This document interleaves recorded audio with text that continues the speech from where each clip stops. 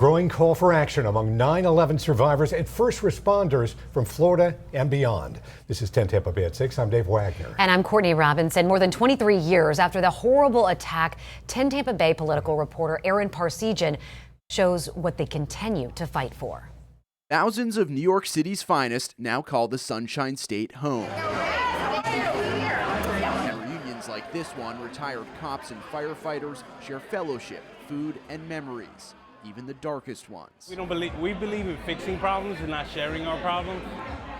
But, it was rough. Gus Lopez now calls Tampa home, but he was among the brave first responders at Ground Zero on September 11th. I was part of the group that was climbing up like 20 flights of stairs. It was smoking up a lot, the whole place. Ash was everywhere. As most first responders, we feel that it's not a question of if you're going to get sick, it's a matter of when. Richard Allies is a NYFD retired deputy chief. So I came on scene literally 20 minutes after the second collapse. And 20 years or so later, he was diagnosed with prostate cancer, a sadly more common story.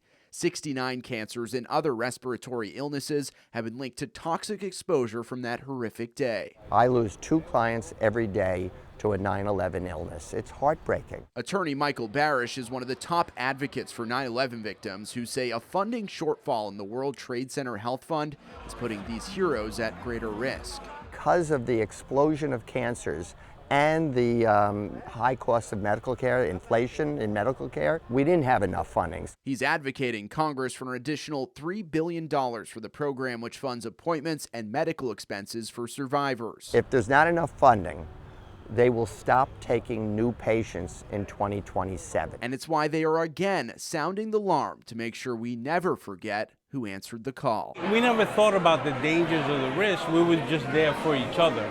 Aaron Parsegian, 10 Tampa Bay. Congress initially funded the program through 2040, but it was left out of the budget bill in December in favor of a smaller one to avoid a government shutdown.